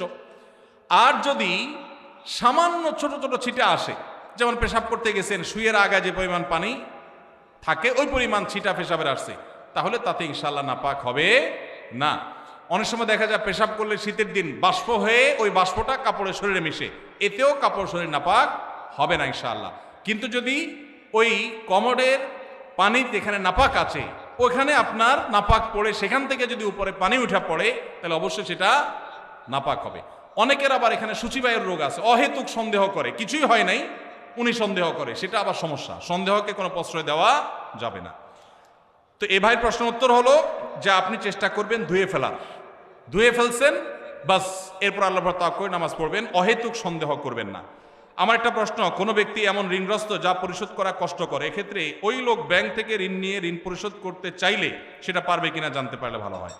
যিনি ঋণগ্রস্ত তিনি ব্যাংক থেকে সুদি লোন নিয়ে যদি ঋণ পরিশোধ করতে যান তাহলে গাছের গোড়া কেটে আগায় পানি দেওয়া হবে, গোড়ায় কেটে আগায় পানি দেওয়া হবে। ঋণ পরিশোধ ভালো কাজ, কিন্তু সুদি কারবার করা ভালো না খারাপ? সুদি কারবার করা কি ভালো কাজ না খারাপ কাজ? শুধু খারাপ কাজ, জঘন্য হারাম। এখন কত হলো আপনি কি করবেন? আপনি চেষ্টা করবেন আপনার জমি জমা বিক্রি করে কারো কাছে ধার দেনা করে পরিশোধ করা। অনেকে আমার কাছে চিরকুট দেয়, ভাই আমল শিখে দেন যে আমল করলে ঋণ পরিশোধ হয়ে যাবে। ছাত্ররা চিরকুট দেয়, কালকে বরিশালে প্রোগ্রাম ছিল, চিরকুট লিখে দিছে কি এমন আমল শিখিয়ে দেন যে পরীক্ষার খাতা উল্টো পাল্টা লিখলে ওটা ঠিক হয়ে যাবে। কত আজগুবি আজগুবি প্রশ্ন মানুষ দিতে পারে। আমি এই প্রশ্ন দেখে বললাম, এই প্রশ্ন বলতেছে এটা একটা ফাঁকিবাজ ছাত্র।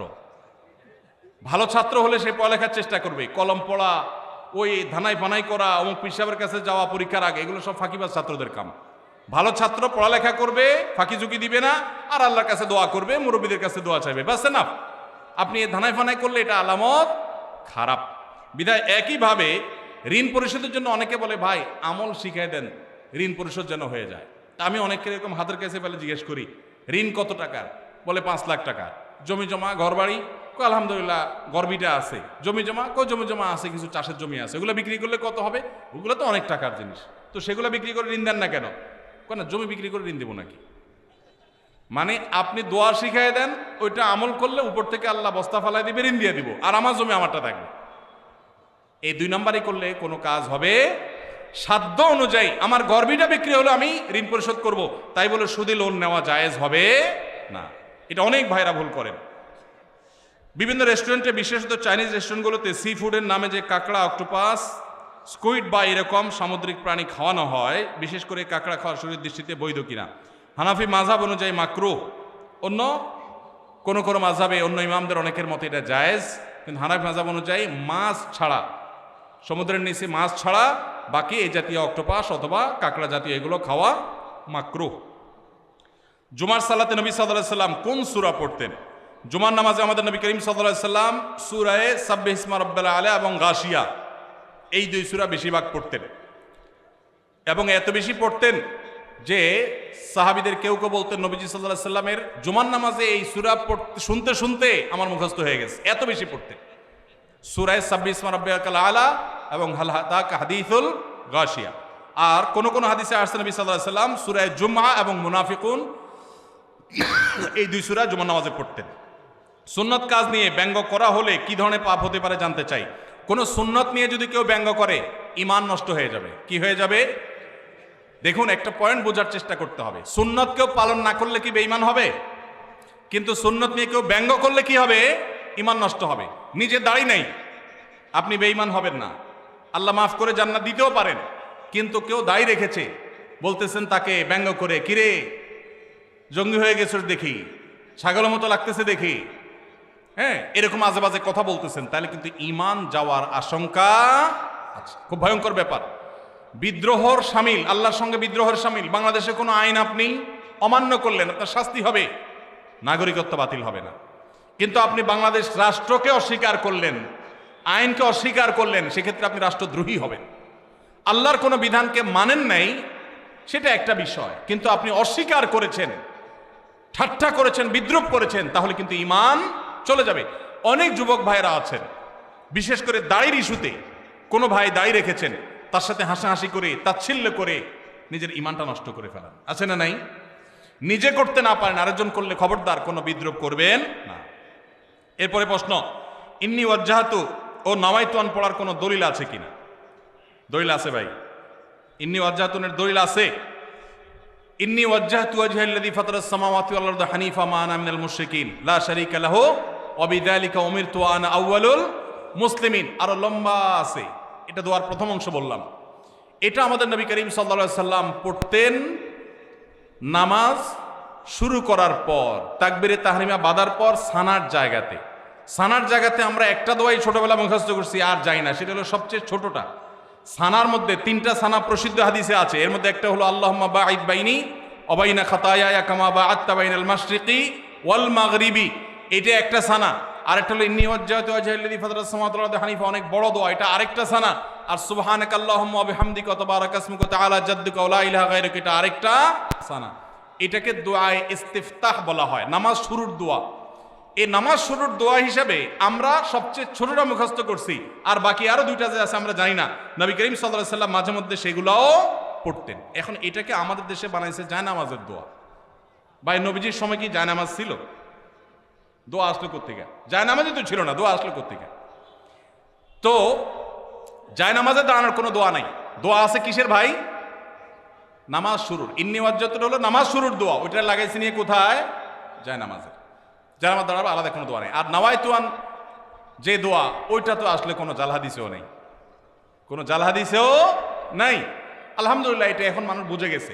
মনে মনে আমরা নিয়ত করছি কোন নামাজে পড়ছি, নামাজের নিয়তে তাইন করছি, আমি জোহর পড়তেছি ফরজ না সুন্নত পড়তেছি, এটা আমার মাথায় আছে, এর নিয়তের ইস্তেহজার এটাই যথেষ্ট। মুখে নামায়তুয়ান উচ্চারণ করা এটা জরুরি না, বরং এটাকে কেউ নামাজের পাঠ মনে করে বেদাতে লিপ্ত হওয়ার আশঙ্কা আছে। একসময় মানুষ অনেকে বলতো নামায়তুয়ান এখনো মুখস্থ হয় না, এই জন্য নামাজ পড়ে না, এর কারণে সে গুনাহগার হবে। শুধু মহিলাদের জন্য আলাদা মসজিদ করার সহি দলিল কি? সহি তো দূরের কথা, জাল দলিলও তো নাই, জাল দলিলও নেই। মাস দুয়েক আগে আমি জার্মানিতে গেছিলাম, ইউরোপের। তো জার্মানিতে বার্লিনে একটা মসজিদ আছে, ইমামও মহিলা। ইমাম কি? মহিলা। ভাইরা আমার, মেয়েদের জন্য মসজিদে না এসে বাসায় 5 ওয়াক্ত নামাজ পড়া উত্তম, এ ব্যাপারে কোনো দ্বিমত আমাদের মধ্যে নেই। ওয়াবুয়ুতুহুন্না খায়রুল লাহুন্না। তবে হাদিসের আগের অংশ আছে, আল্লাহ নবী সাল্লাল্লাহু আলাইহি সাল্লাম বলেছেন, লা তামনাউ মা আল্লাহি মাসাজিদ আল্লাহ, আল্লাহর বান্দিরা মসজিদে আসলে বাধা দিও না, কিন্তু তাদের জন্য মসজিদে আসার চাইতে বাসায় নামাজ পড়া বেশি উত্তম। তার নবীজি চাইতেন তারা যেন বাসায় পড়ে। মসজিদে দিনই কোনো প্রোগ্রাম, কোনো বিশেষ কারণে যদি আসে, দিনই এলেম অর্জন করার জন্য আসে, তাহলে ফিতনামুক্ত সেই পরিবেশ থাকলে আসবে, আর না হলে সেটাও বাসা বা অন্য অঙ্গনে হবে। আর পাবলিক প্লেসে যে মসজিদগুলো, শহরের মসজিদগুলো, মহিলারা বাজারে ডাক্তার দেখাইতে বিভিন্ন কারণে আসে, সেগুলো তো অবশ্যই মেয়েদের নামাজের ব্যবস্থা থাকা দরকার। কিন্তু মেয়েদের জন্য মসজিদে এসে 5 ওয়াক্ত নামাজের জামাতে হাজির হওয়ার চাইতে বাসায় নামাজ পড়া অধিকতর উত্তম। মদিনায় এক মহিলা নবী সাল্লাল্লাহু আলাইহি সাল্লামের পেছনে এসে নামাজ পড়ার জন্য, মসজিদে নামাজ 1 রাকাতে 1000 রাকাতে সওয়াব, নবীজিকে যখন বলেছেন, নবীজি বলেছেন তুমি তোমার বাসায় পড়লে বেশি সওয়াব হবে, কেন কষ্ট করে আসো? এখানে 1000 পালে ওখানে আরো বেশি পাবে। কিন্তু আমাদের বন্ধুরা অনেকে আবেগে নিজেকে সামলাইতে পারেন না, আল্লাহ আমাদের বুঝার তৌফিক দান করুন। তাহলে মেয়েদের বাসায় নামাজ পড়া উত্তম, কিন্তু শহরে পাবলিক প্লেসে মেয়েদের নামাজের জায়গা না থাকার কারণে বহু পর্দানসীন, বহু নামাজি মেয়েরা ওয়াক্ত চলে যায়, নামাজ পড়তে পারে না। ডক্টর খন্দকার আব্দুল্লাহ জাহাঙ্গীরউল্লাহ বলতেন, আমাদের মা বোনরা বাসায় অবস্থান করবে, প্রয়োজনে বের হবে, এটাই শরিয়ার নির্দেশ। কিন্তু আমাদের মা বোনরা যে কোনো কারণে বাইর হয়ে গেছে, এখন যদি বলেন যে নামাজ পড়তে দিব না, বাসায় যাওয়া ছাড়া পড়বে না, তাহলে কাজা হবে, তাহলে সেটা তো তার জন্য ক্ষতিকর হবে। এই জন্য ব্যালেন্স আমাদেরকে শিখতে হবে। তো মহিলাদের জন্য আলাদা মসজিদ করার, পৃথক মসজিদ করার কোনো নজির শরিয়াতে নাই, কোনো আলেমের কোনো মত এর সপক্ষে নাই। এটা সারাসর ফিতনা, যদি কেউ করে নাজায়েজ হবে। মসজিদের ভিতরে প্রথম কাতারের সামনে দেয়ালের ওই পাশে লাশ রেখে সালাত আদায়ের দলিল চাই। বাবারে সব দলিল চাচ্ছে দেখি। দেখেন, মসজিদে যখন জানাজার নামাজ হবে তখন লাশ মসজিদে ঢুকাবে না, কেন? কারণ লাশে রক্ত, পুজ, পানি ইত্যাদি থাকতে পারে, মসজিদ নাপাক হবে। সেজন্য মসজিদকে পরিচ্ছন্ন রাখার প্রয়োজনে লাশটাকে পশ্চিম পাশে রেখে তারপর জানাজা পড়া হয়। কিন্তু এটা সুন্নাহ না। সুন্নাহ কোনটা? সুন্নাহ হলো মাঠে জানাজা নামাজ পড়া। এই সুন্নাহ মুর্দা হয়ে গেছে। কোনো কারণ ছাড়া গ্রামের মসজিদে এই কাজটা করা হয়। এই সুন্নাহটা জিন্দা করার জন্য আমাদের উলামাদের কাজ করতে হবে, ভাইদের কাজ করতে হবে। চেষ্টা করা যাবে না ইনশাআল্লাহ? ফরজ নামাজ হয়ে যাবে, বাইরে এসে জানাজা নামাজ পড়বেন। আমি যেখানে জুমা পড়ে আলহামদুলিল্লাহ এভাবে আমি জানাজা নামাজ পড়ি। আমি সারা জীবন যেখানে যে মসজিদে গেছি আমি চেষ্টা করেছি এই সিস্টেমটাকে জিন্দা করার, সুন্নাত জিন্দা করার। আরেকটা সুন্নাত আমাদের জিন্দা করতে হবে, সেটা হলো ঈদের নামাজ মসজিদে পড়া সুন্নাত না মাঠে পড়া সুন্নাত? ঈদের আনন্দই মাটি হয়ে গেছে পোলাপালের এখন মসজিদে মসজিদে ঈদের নামাজ পড়ে। আমি আমার শৈশবের কথা মনে পড়ে, একটা ঈদগাহ ছিল আমাদের পুরো ইউনিয়নে, অনেক দূর থেকে সেখানে যেতাম, যে আনন্দ পেতাম। এখন ঘরে ঘরে মসজিদে মসজিদে ঈদের নামাজ, কেন? কারণ কেউ কারোর মানতে চায় না। আরেকজন ঈদগাহে গেলে তো নিজের মাতবরি থাকে না, জন্য সব মসজিদ আলাদাই মাতবরি করতে চায়। মসজিদে ঈদের নামাজ পড়া সুন্নার খেলাফ। হ্যাঁ, কোন শহরে ওইরকম পর্যাপ্ত মাঠ নাই, তাহলে মসজিদে পড়েন। রাস্তা বন্ধ করে নামাজ পড়ার চাইতে মসজিদে পড়া ভালো। ইয়াকুমুল জুলুস আলা তারিক, নবীজি রাস্তা বন্ধ করতে নিষেধ করেছেন, সেটা করবেন না। কিন্তু তাই বলে মসজিদ বাদ দিয়া, মাঠ বাদ দিয়া বিনা কারণে মসজিদে ঈদের নামাজ পড়বেন না, উন্মুক্ত জায়গা পড়বেন। এই সুন্নাহটাও জিন্দা করা দরকার। ঈদের যে আনন্দ সেটা এখন নাই। পোলাপান বসে বসে মোবাইল টিপে আর মসজিদে 5 ওয়াক্ত পড়ে, ঈদও পড়ে, আলাদা কোনো আনন্দ পায় না। ঈদগাহে যাওয়ার যে আনন্দ ওইটা কখনো মসজিদে আদায় হয় না। এই সুন্নাহটা আমাদের উলামারা চাইলে জিন্দা করতে পারেন। অনেক মাঠ আছে কিন্তু চেষ্টাও করে না অনেকে। ভাই শেষ করা দরকার, জাযাকুমুল্লাহ খাইর, শেষ করা দরকার ভাই, অনেক রাত হয়েছে, আমি তো খেয়ালই করলাম না। হ্যাঁ, 10:30 পর্যন্ত 7 মিনিট আছে হায়াত। আচ্ছা ঠিক আছে। বাঙালি ওয়াজ শোনার ওস্তাদ, আমলের বেলায় ঠনঠন হলে কি হবে? ওয়াজে উস্তাদ। ফজর নামাজ জামাতের সাথে পড়ার পাক্কা নিয়ত আছে কার কার? হাত তোলেন। আল্লাহ আমাদের সবার হাতগুলোকে কবুল মঞ্জুর করুন।